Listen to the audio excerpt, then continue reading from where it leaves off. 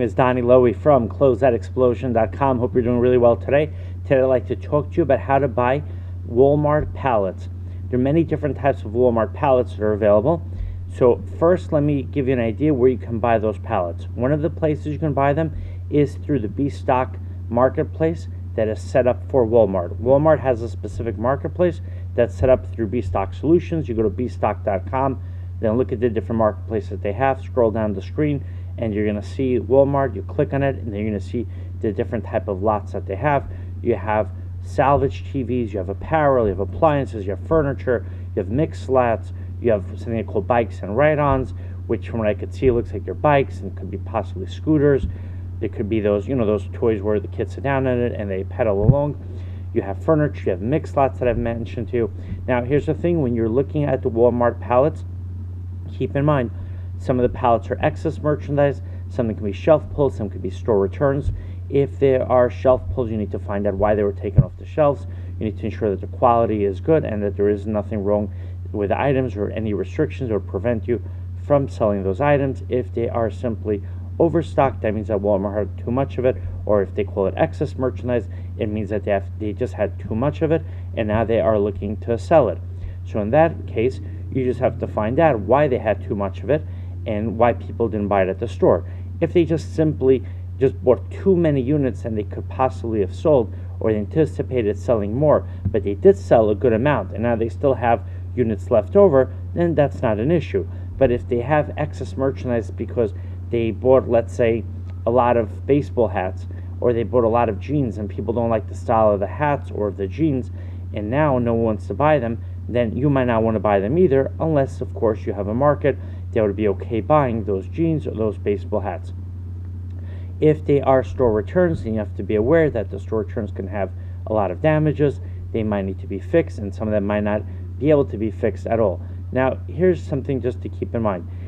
If you're buying a return pallet of clothing, that's going to have one type of damage, and if you're buying a return pallet of electronics, that has a different type of damage, or a return pallet of furniture, that's going to have another damage. So you want to make sure that you do know how to fix those items, and you can fix those items, and you might decide that some of those items, even if they can be fixed completely, but the customer might be okay. And let me give you an example of what I mean. Let's say it's furniture, and someone got a delivery from Walmart of a recliner, and the recliner came and there was a scuff mark at the bottom of the recliner, and possibly, let's say it's even furniture, and there was a small the wood, there's a small chip that's off the wood, but it's hard to see. You might be able to buy that furniture, and you might be able to sell it because customers might not mind, or your customers might not mind, that it has a small chip in the wood where it can't be seen, or a small stain. But on the other hand, if it's, let's say, electronics, if the electronics doesn't work, no one's going to want to buy it no matter what. And with clothing, there's a similar situation. It depends, again, what the damage is with the clothing, right? If people return it because the size wasn't that good, or there's a small stain but the stain's not that visible, or there's a missing button, you could fix it, you could repair it, or you could clean the garment, then it might be okay for you to buy it. And keep in mind that when it comes to online purchases, there's a lot of returns simply because people could not see the merchandise before they bought it. Now, that doesn't mean that there's anything wrong with the merchandise. On the other hand, the merchandise could be in brand new condition, but since the Walmart customer was not able to try on the shirt before he bought it, and now he receives a shirt, it's delivered by UPS, and he realizes it's not the right size, or the color looks different to him in person than it did on the website, that customer is going to return that shirt to Walmart.com, and the shirt's in perfectly brand new condition. So it might make sense for you to buy it for that reason. So what you want to keep in mind is that a lot of the online returns are generally, from what I have heard, from the people I've spoken to, from what I've seen, the online returns are generally in better condition than the store returns that are actually brought in to the store. So you want to have that in mind. Now, as far as buying those pallets, as I mentioned, you could buy them through the B-Stock Solutions marketplace. Another thing you could do is you could look for wholesalers that might have bought a pallet from Walmart, and now the wholesaler is either looking to flip that pallet, and you might wonder, okay, why should you buy that pallet when you could go directly to the source? The reason you might is because when you go to the Walmart website, you might be able to see some pictures, you might be able to see a manifest, but you're not going to have the opportunity to actually see every item in person. But if you find a wholesaler that has bought a pallet from Walmart, and now that wholesaler has that pallet in their warehouse, you can actually go to the warehouse, you could open up the boxes, see the complete contents of that pallet, and then decide if you want to buy it or not. And here's the thing, even though you're going to have to pay a premium for the opportunity to go to someone's warehouse and to look at the contents of that pallet, it might make sense for you to do it, because you're going to know if that merchandise works for you.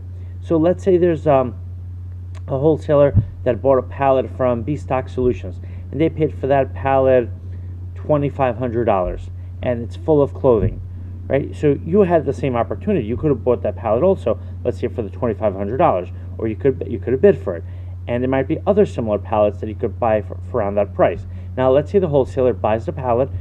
He has the pallet in his New York warehouse. You travel to New York, you take a look at that pallet, and the wholesaler tells you he wants $2,700 for that pallet.